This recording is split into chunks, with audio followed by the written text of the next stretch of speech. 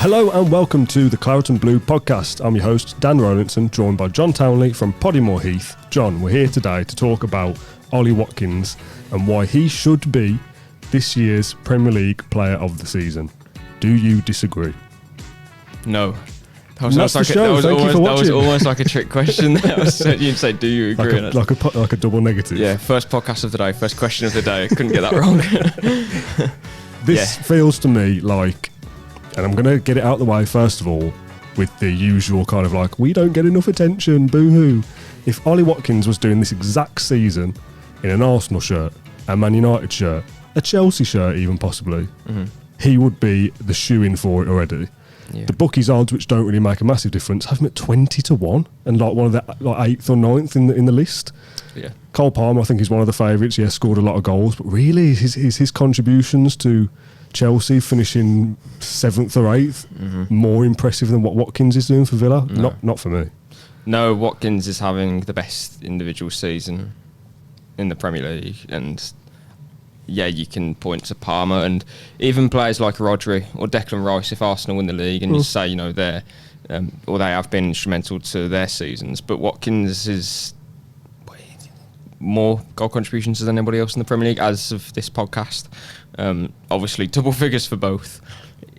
Tremendous campaign, and it's I think it takes someone to actually watch all of his games as well, or not even watch a few of his games to realise, as Areola said and as Emery says and as we have always said, he's much more than numbers, and that's the key point. You know, you look at someone like Declan Rice, who obviously isn't about numbers, Rodri, who isn't about numbers, they're just instrumental in their positions. Well, so is Ollie Watkins. If you took 10 goals away from Watkins, firstly we would have less points, but his influence would still be incredibly important. You know, we would still be saying, well, what a season Watkins is having. So you can work on the whole influence side, is, you know, fantastic, but then also his numbers are staggeringly good, like to a level that I haven't seen from an Aston Villa striker in my lifetime, I don't think. You know, Benteke scored a lot of goals, but don't know how many assists he had, and yes, he was key for hold-up play and pinning defenders or whatever, but so is Watkins in a different way. How he can run in behind, stretch defences. As we saw at the weekend, Zabani, I've said in the previous podcast, you know, he's a very good defender. First half, it was a good battle. Second half, Watkins taught him a lesson. So yeah, tremendous season for Watkins, and you know, I presume we'll go on to talk about other candidates potentially. But without a shadow of a doubt, player of the season for me. I said it after the Fulham game that we won 2-1 when he scored 2 goals. Kind of thought, yeah, you know what, his numbers are that good, and we are that close towards the end of the season. The running as such, my running was like 20 games ago, wasn't it? So yeah, I kind of crowned him as my player of the season so far, and now we're so close to the end of the season, it's going to take something like almighty for someone else to kind of dethrone him, I suppose, in my head. Yeah. Just as an aside, Christian Benteke got 4 assists in the season. He scored 19 Premier League goals for us. So it's like nearly 10 fewer than Watkins, and again, you know, we Watkins were a poor team back then. Yeah. On that stat of Ollie Watkins being the only Premier League player with double figures for both goals and assists, I saw this from Martin Lawrence on Twitter a couple of days ago. Ollie Watkins is still the only player to do that, and he achieved that feat 11 weeks ago. I saw a stat yesterday which really confused me from the Fantasy Premier League Twitter saying, did you see this? No, but I hope it's a really complicated stat, because you basically outed yourself. No, it's not. It really isn't complicated at all. It was that Ollie Watkins can get over 20 goals and assists this season and be only the 3rd player to do it behind Henry and Suarez. And I was thinking, bloody hell, what a great stat that is. And it was something like 19 goals and 17 assists. And I was thinking, surely it's not 17 assists, it's only about 10 or 11, and I checked and I think it's 12. So to get 20 assists with 4 games to go is going to be tough. 20 goals, yes. But FPL counts an assist differently to how the actual league does. If they hit the post to win a penalty. If they win a penalty and if a shot is saved and deflected and someone scores, I think that's an assist on Fantasy Premier League, which you can't. Yeah. So I was like, bloody hell, what a season this will be for him to get 20 goals and 20 assists. If he does, we'll count it. If he does, we'll count it. Yeah, absolutely. If the Fantasy Premier League is counting it, we are. Yeah, I think Suarez was something like 34 goals and 25 assists or something mental. Outrageous. What a season that was. But yeah, even if he doesn't do that, which let's face it, he's not, he will get 20 goals. I'm pretty convinced of that. He needs one more in 4 games. Yeah. He's on 12 assists. He could probably get another 2 or 3 of those. If Watkins ends this season on 21, 22 goals and 13 or 14 assists, how is that? And if Villa finish 4th, how is that not the player of the season? I know. Come on. It's staring them in the face. Again, I'm not actually sure who... we should have probably seen this before, but who actually votes for the player of the season? I know there's like an award given by football writers, which I can vote in, and I voted for Watkins, obviously. But I don't know. I mean, I'd prefer that award to be voted, and I believe one of them is voted from players, and then maybe the other one's for managers. Maybe, I'm not too sure. But that's the proper award, you know. I believe from a quick Google that it's a panel of people vote for it, including ex-players and stuff like that. So, yeah, Alan Shearer, Andy Townsend, Ryan Giggs, Kelly Cates, Glenn Hoddle. There's just a few names. But I think a lot of former pros are... I think I don't listen to them. No, I think the easy route is what we said the other day for Emery Manager of the Year. It will go to whoever wins the title. And I think Player of the Season will go to one of the individuals that wins the title, so a Rice or a Rodri. I don't know how to put it, but the panel needs to be made up of maybe even former managers or something, to be honest, because I know the game better than anyone else. You know, it's but he deserves it, and the point we probably should have raised first is he hasn't even scored a penalty this season. I know. Okay, so the stat I just mentioned about him being the only player to get double figures in goals and assists, Leon Bailey is only 1 assist away from joining him, so he could be the second player to do it. And for 2 Villa players to do that is incredible. You'd kind of think, well, if a Villa player was to do this, it's probably because he's like the main man and he's like the Benteke. It's him or nobody. The fact that Villa could have 2 players to do that is madness. Well, save talking about the Golden Boot for a sec. I just wanted to talk. This is almost like here's something I saw this week and wanted to talk about. Did you see the clip of him coming off the pitch or off into the tunnel after the game? Yeah, did you? And he was like, have I not scored? That is the mentality that has got Ollie Watkins to where he is now. Like, he's had probably one of his best performances for us, in my opinion, in terms of build-up play and stuff. He's got 2 assists, but his mentality is, how have I not scored there?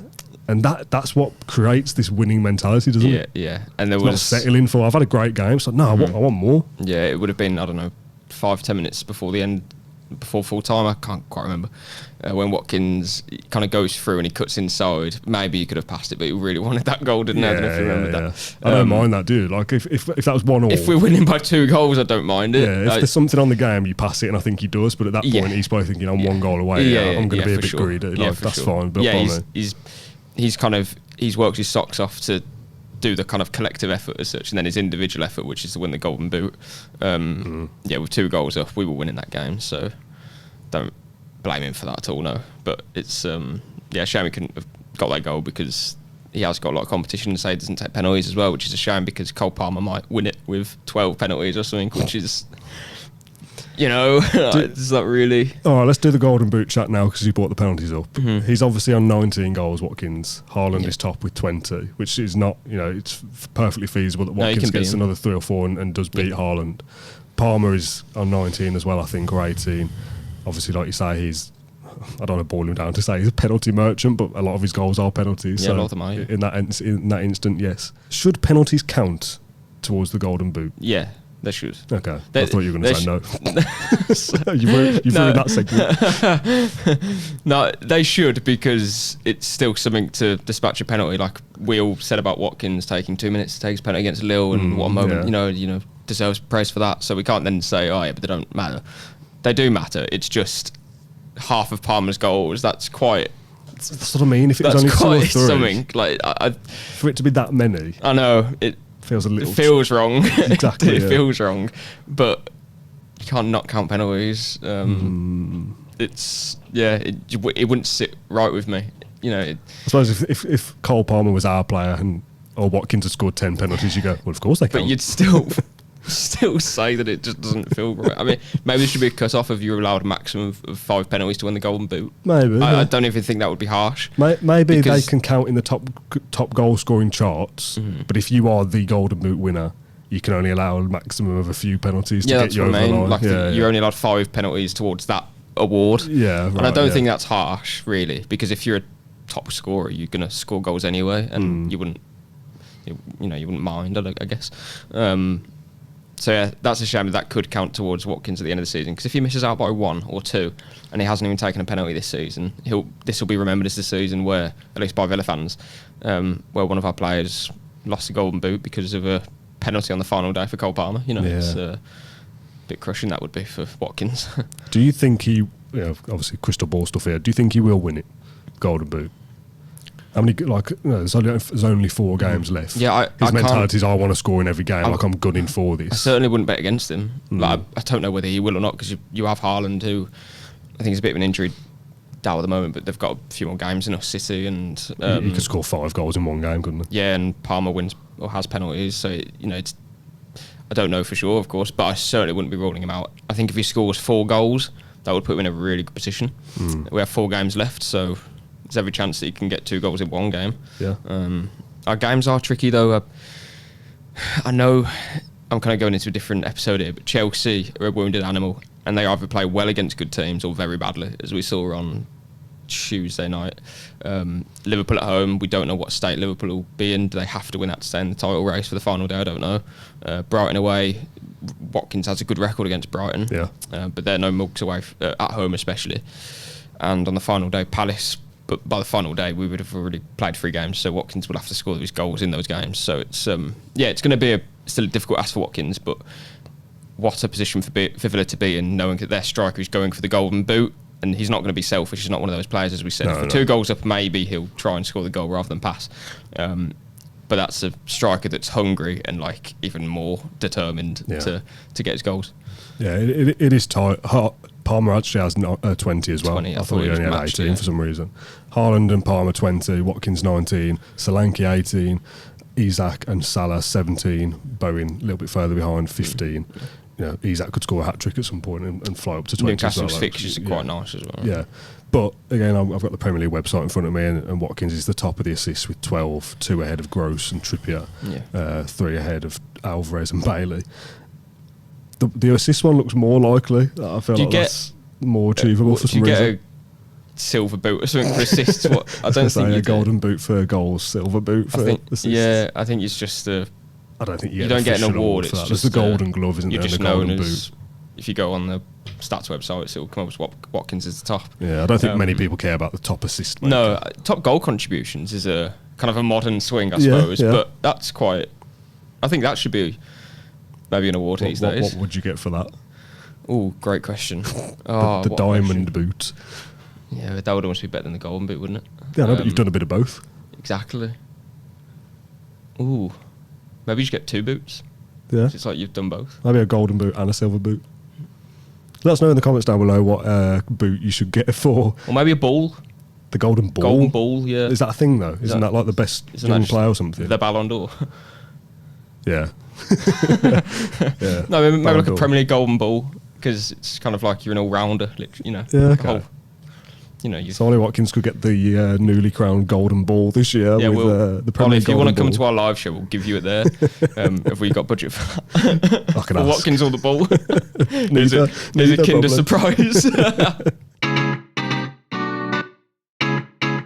We obviously talk a little bit about the all-time Premier League goal-scoring record for Aston Villa. Gabby Agbonlahor still got 74 goals.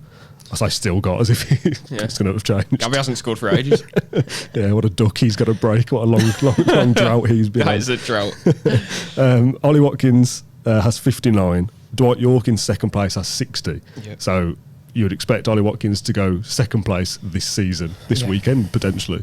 He will then only be... Well, he's 14 away from tying with Gabby, so theoretically he should be doing that next season. Yeah. If he scores less than 14 goals, I'm not going to say he's had a bad season because he could get 15 assists, but from goal scoring terms, that's about par for Watkins, isn't it? He's always had around that mark, 13, 14, 15. He's a 20-goal striker under Unai Emery. Yeah, exactly. So for him to get less than 14 next year would be a disappointment, let's say at least.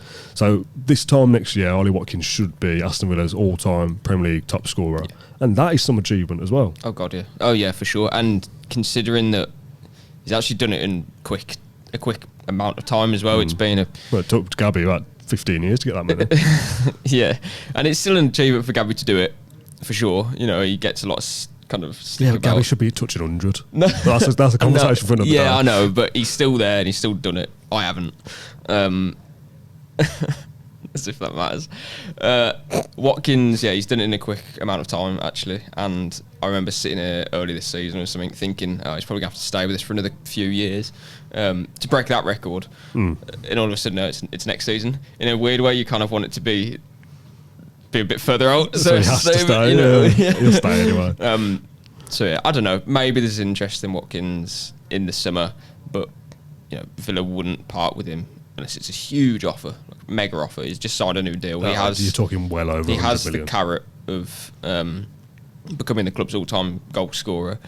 So I think it would have to take something quite monumental for that to happen. You're talking world record fees for Villa. Not saying that he's worth it, because I know people say, "Oh, how's he worth that much?" But to Villa, to even entertain it, you're talking 150 million. Yeah, in my eyes.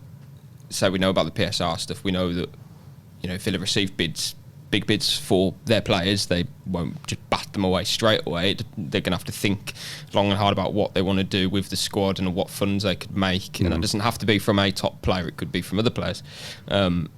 So yeah, we'll see what level of interest there is in Watkins, if any, because as I say, it's going to take a mammoth effort from someone to even try. He's just signed a new deal. Watkins is so happy at Villa anyway. He's doing everything he wants to. He's hopefully going to get Champions League football. He'll hopefully have silverware in the bag, with the scope of doing more of that next season and breaking the club's all-time. And the golden ball. The golden ball, hopefully the golden boot as well. It's all in his... all at his feet, I suppose you'd say. Like, he's got everything that you need here. So yeah, it's like a perfect situation. We have a world-class striker, one of the best strikers in the world, and that isn't something that I think we would have thought we'd be saying about Watkins at the start of the season. We knew we had a top player and someone who's incredibly important, but it wasn't long ago that we were thinking about, do we need to upgrade in this position? Does he need more competition? Does he need this and that? When actually Emery and Rodri, the individual coach, have looked at him and said, this is what you need to work on to become this level of player, and he's just done it pretty seamlessly. Obviously a lot of hard work, but I wouldn't say it happened overnight, but his development has just gone from there to there so quickly, and it's scary to think how we can get to there, what play that would be. So terrific season for Watkins, and so his development's been brilliant under Emery. Yeah, what a lovely little chat that was to praise our world-class striker. If you've enjoyed this video, do let us know. Get involved in the comment section down below with your thoughts. Do remember that this podcast is sponsored by NordVPN, and there is a link to the best discount code available in our description below. John, thanks for your time as always. Thank you for watching or listening, and we'll see you on the next one. Bye bye.